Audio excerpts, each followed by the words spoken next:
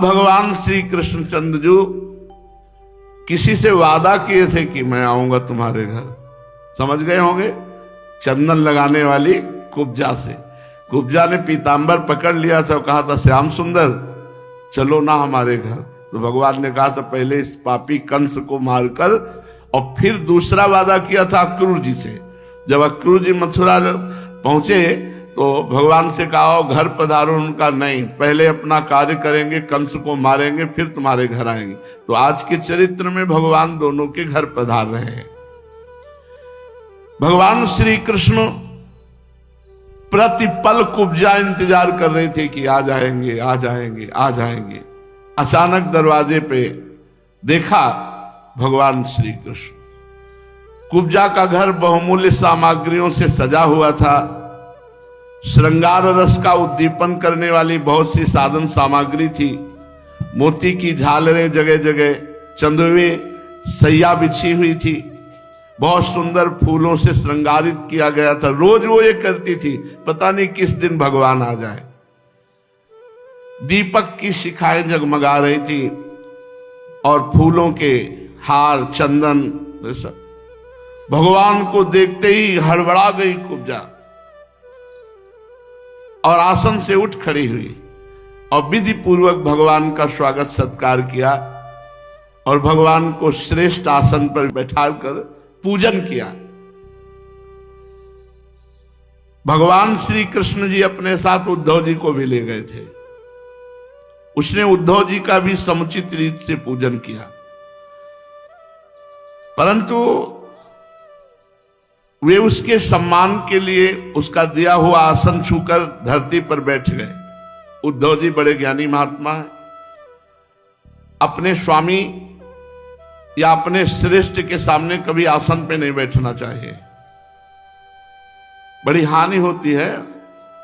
तो आसन जब श्रेष्ठ जगह मिले, अपने से बड़ों के द्वारा दिया हुआ आसन मिले, तो उस आसन को प्रणाम करना चाहिए और समेट कर रख देना चाहिए और ऐसे बैठना चाहिए। ऐसे ही जब करदम ऋषि के पास मनु, शतरूपा और देहूति जी पहुंची तो 3 आसन बिछा दिए। तो मनु जी तो प्रणाम करके उस पर विराजमान हुए, शतरूपा भी विराजमान हुए, लेकिन देहूति जी अपने प्राणाधार प्रीतम के द्वारा दिए हुए आसन पर नहीं बैठना चाहिए, इसलिए आसन को प्रणाम कर समेट कर जमीन में बैठी। ऐसे ही उद्धव जी, क्योंकि उनके स्वामी भगवान श्री कृष्ण विराजमान हैं, तो उनके सामने आसन पर बैठना उचित नहीं। ऐसे गुरुदेव के सामने आसन पर बैठना उचित नहीं। अब जैसे आसन दिए जाते, कोई भी संत आवे, तो कल हमने देखा कि बहुत अच्छे भजरानंदी संत, लाख प्रयास इन लोगों ने किया, उनका नहीं, आसन पे नहीं बैठे। एक महात्मा आते हैं, बहुत बुजुर्ग महात्मा, बड़े प्रसिद्ध महात्मा, वो कभी पहले नहीं घुसना चाहेंगे, वो लाइन में ही खड़े रहेंगे। जब उनसे कहे कि नहीं महाराज जी आप नहीं, जहां सिद्धांत है उस सिद्धांत से, और लाइन में होते होते होते वो आएंगे और जमीन में ऐसे बैठे साष्टांग दंडवत करके ऐसे, और महाराज जी आप बोले सिंहासनों की तो भीड़ लगी हुई है, खूब हम नाक तक छके हैं, बड़े बड़े सिंहासन, ये सुख कहाँ मिलेगा संत के सामने जमीन में बैठ। जबकि वो गुरुजन है, बड़ी अवस्था, बड़ी तपस्या, एक नारियल का केवल जल पीते हैं 24 घंटे में, एक नारियल का केवल जल 24 घंटे में पीते हैं, वर्षों हो गए, महान तपस्वी, और इतनी दैन्यता, इतनी सरल, ये है। उद्धव जी महाराज आसन को छूकर प्रणाम करके अपने स्वामी के सामने आसन पर बैठना उचित नहीं है। भगवान श्री कृष्ण सच्चिदानंद स्वरूप लोकाचरण का अनुकरण करते हुए कुब्जा के द्वारा बिछाई हुई बहुमूल्य सैया पर जाकर बैठ गए। जमीन पर उद्धव जी बैठ गए। कुब्जा खूब श्रृंगार आदि करके और भगवान की तरफ लजीली चितवन से आकर भगवान के पास बैठ गई। भगवान श्याम सुंदर भी लीला बिहारी उसके सुशोभित मेहंदी और कंकण आदि से कर कमल को पाओ, कहा संकोच मत करो, बैठ जाओ, पास बैठा लिया। थोड़ी देर भगवान उससे बात करते रहे। अंगराग आदि उसने भगवान को अर्पित किया।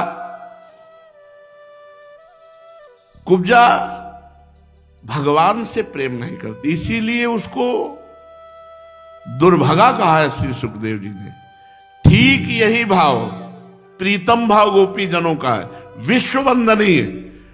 ठीक प्रीतम भाव कुब्जा कर रहे, लेकिन प्रेम नहीं कर रहे, काम संतप्त हृदय है।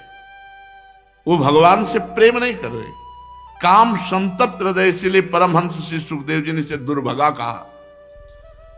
और सही पूछो तो उसने भगवान को भगवान जाना ही नहीं, केवल एक उत्तम सुंदर पुरुष मान करके काम संतप्त हुई। इसी परंतु उसका परम कल्याण हुआ, पर हमारे भक्तों की प्रेमियों की सभा में उसका नाम नहीं लिया जाता। शूर्पणखा काम भाव से संतप्त होकर भगवान को केवल उत्तम पुरुष मान करके,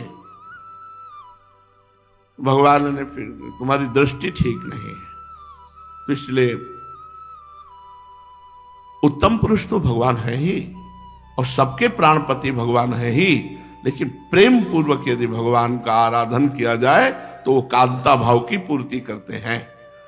लेकिन ये केवल काम संतप्त है, इसीलिए दुर्भगा कहा। सौभाग्य तो मिला पर दुर्भगा कहा श्री सुखदेव जी ने।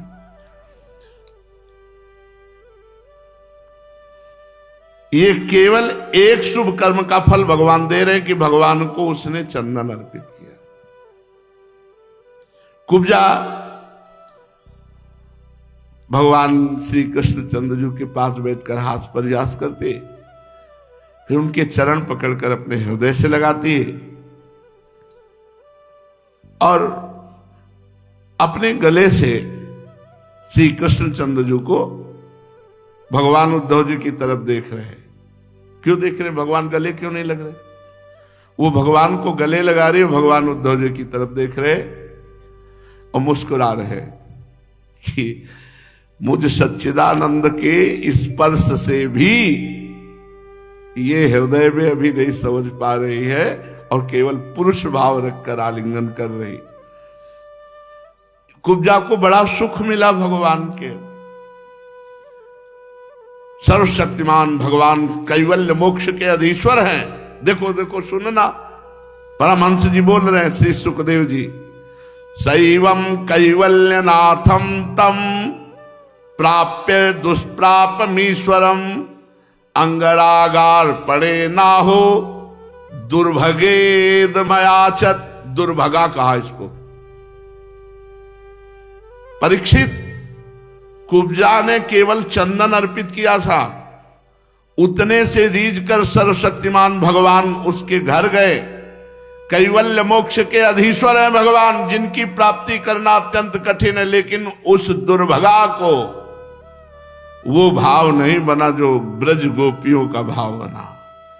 ब्रज गोपियों की भांति उसने ना तो प्रेम किया ना सेवा मांगी, काम संतप्त हृदय।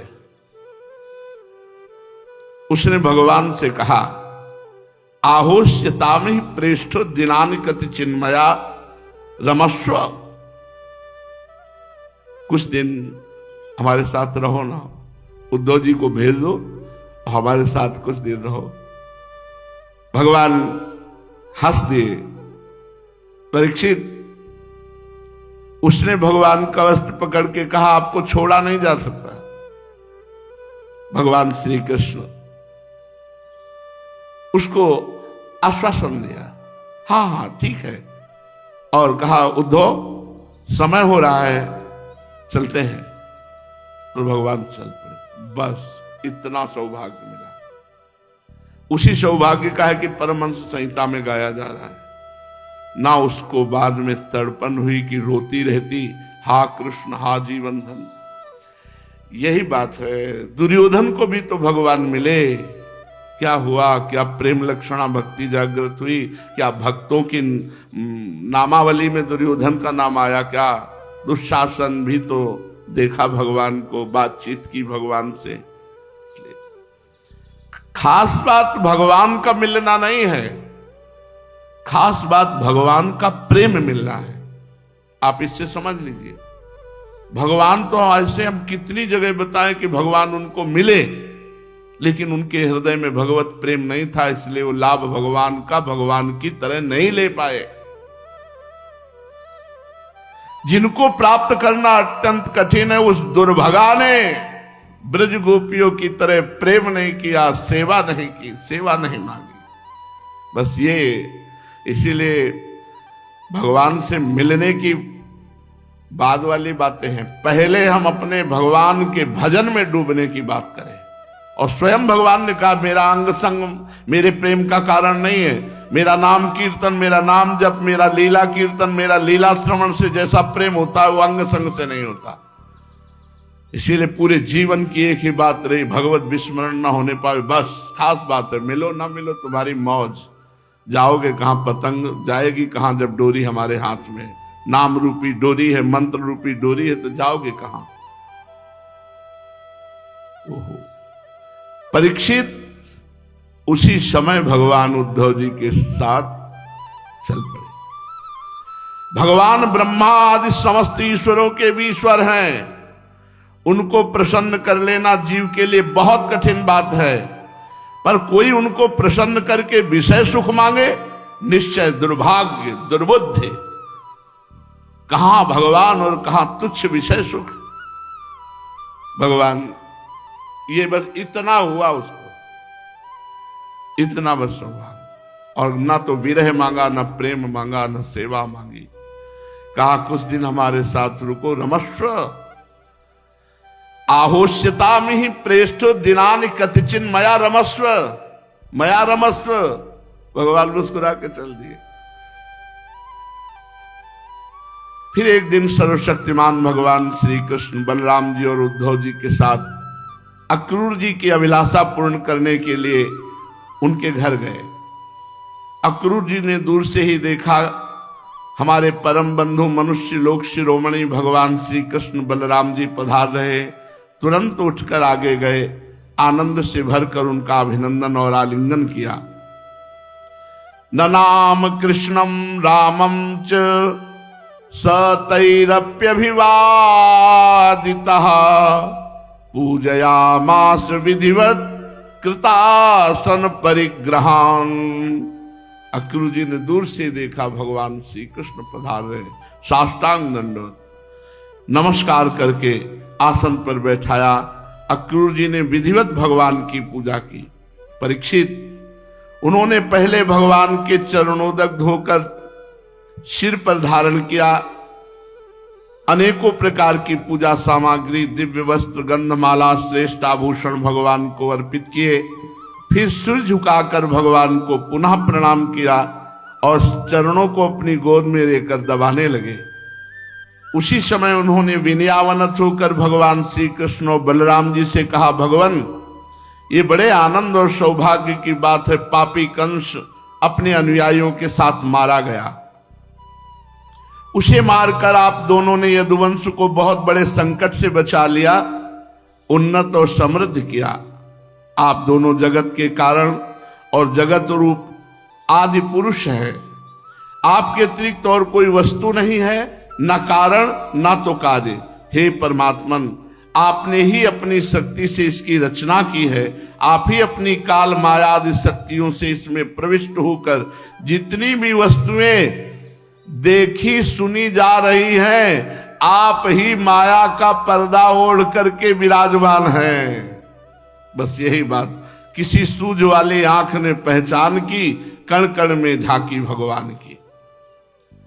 प्रभु, पृथ्वी आदि कारण तत्वों से उनके कार्य स्थावर जंगम शरीर बनते हैं। वे उनमें अनुप्रविष्ट से होकर अनेक रूपों में प्रतीत होते हैं, परंतु वास्तव में वे कारण रूप हैं। इसी प्रकार ये सारा जगत प्रतीत हो रहा है अलग अलग, स्त्री पुरुष जड़ चैतन्य पापी पुण्यात्मा, पर सब में हे परमात्मा आप ही विराजमान हो। ये खास बात है। सनातन भगवान है और हर जीव सनातन है। गीता में भगवान जी कह रहे, ममैवांशो जीवलोके जीवभूतः सनातनः। जितने जीव हैं पशु पक्षी मनुष्य जितने भी जीव सब सनातन है। सनातन को एक सीपी में मत बांधो, सनातन एक समुद्र है। भगवान के शब्दों को देखिए, सनातन धर्मावलंबी भगवान क्या कह रहे हैं? ममैवांशो जीवलोके जीवभूता सनातनः। मेरा अंश जीव समस्त भूतों में जो विराजमान है अंश, वो सब सनातन है। पृथ्वी सनातन, जल सनातन, वायु सनातन, अग्नि सनातन, आकाश सनातन, और जितने भी चराचर जीव है सब सनातन। इसलिए सनातन किसी और कुछ है ही नहीं। भगवान कह रहे हैं, तीसरी बार कह रहा हूं, ममैवांशो, मेरा अंश। कौन? ये चराचर जगत जितना भी पंचभूतों में और अपने अंशों में विराजमान जीव है सब सनातन है। ममैवांशो जीवलोके जीवभूता सनातनः।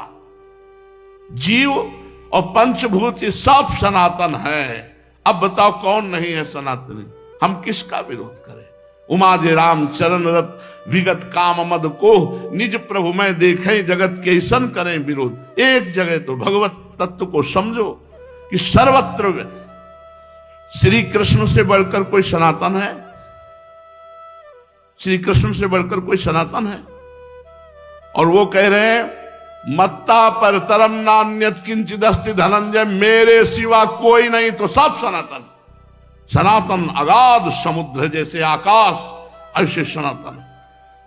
हे प्रभु, आप ही सब रूपों में व्याप्त हो। ये रजोगुण सतोगुण तमोगुण रूपी अपनी शक्तियों से क्रमशः जगत की रचना पालन संहार करते हो। आप अपने आप से रचते हैं अपने आप को, अपने आप का पालन करते हैं, अपने आप का संहार करते हैं। ऐसी स्थिति के लिए क्या बंधन हो सकता है? स्वयं आत्म वस्तु में ना स्थूल दे, न सूक्ष्म दे, ना उसकी उपाधि कारण दे, न जन्म है, न मृत्यु है, न बंधन है, न मोक्ष है। शुद्ध बात यह है ज्ञान।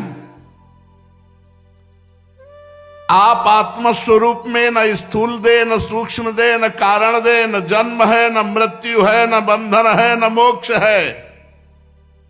ये बंधन जैसे कल्पना है, ऐसे मोक्ष भी कल्पना है। बंधन और मोक्ष का कारण अविवेक है, अविवेक। तो यही बात समझ।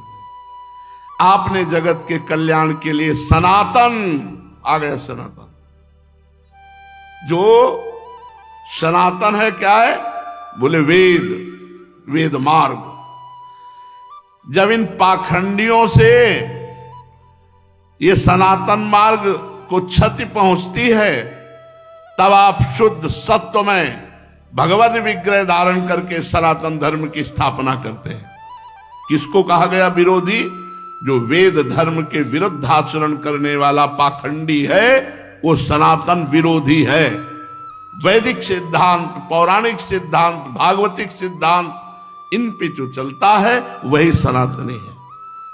प्रभु, आप इस समय अपने अंश बलराम जी के साथ पृथ्वी का भार दूर करने के लिए वसुदेव जी के घर प्रकट हुए हैं। आप असुरों के अंश से उत्पन्न नाम मात्र के शासकों की अक्षोणी सेना का संहार, 100 अक्षोणी सेना का संहार करके अपने यश का विस्तार करेंगे। हे इंद्रियातीत परमात्मन, सारे देवता पितर भूतगण और राजा आपकी मूर्ति हैं। हे प्रभु, आपके चरण धोवन से गंगा जी प्रकट होकर तीनों लोकों को पावन कर रहे हैं, अलकनंदा, मंदाकिनी, भागीरथी रूप में। आप सारे जगत के पिता हैं। हे सब सनातनी। बाप सनातनी तो बेटा कौन होगा? सनातनी तो होंगे। आप सारे जगत के पिता हैं। श्री कृष्ण सारे जगत के पिता हैं, सारे जगत के गुरु हैं। वंदे कृष्णम जगत गुरुम। तो सब चेला, सब पुत्र। वही आज आप हमारे घर पधारे, इसमें संदेह नहीं कि आज हमारे घर धन्य धन्य हो गए, हमारे सौभाग्य की सीमा न रही। प्रभु, आप प्रेमी भक्तों के परम प्रीतम, सत्य वक्ता, अकारण हितु और कृतज्ञ हैं। जो जरा भी सेवा आपकी करता है आप बहुत करके मानते हैं। भला कौन ऐसा बुद्धिमान पुरुष होगा जो आपको छोड़कर किसी और की उपासना करे और की शरण में जाए। जो एक रस है अपने उस आत्मा का दान कर देते हैं। हे भक्तों के कष्ट मिटाने वाले, जन्म मृत्यु के बंधन से छुड़ाने वाले प्रभु श्री कृष्ण, मैं आपको प्रणाम करता हूं। बड़े बड़े योगीराज, देवराज, ऋषि मुनि आपके स्वरूप को नहीं जानते, हम क्या जान सकते हैं प्रभु। परंतु हम तो आपका साक्षात दर्शन पा रहे हैं। कितने सौभाग्य की बात है कि हम स्त्री पुत्र धन स्वजन गेह देह आदि के मोह की रस्सी में बंधे हुए हैं और आप कृपा करके हमारे घर पधारे। भगवान श्री कृष्ण की ऐसी श्री अक्रूर जी महाराज ने स्तुति की, पूजा की। फिर भगवान ने मधुर वाणी से जो कहा वो शेष चर्चा आगे। श्री राधा वल्लभ लाल की जय।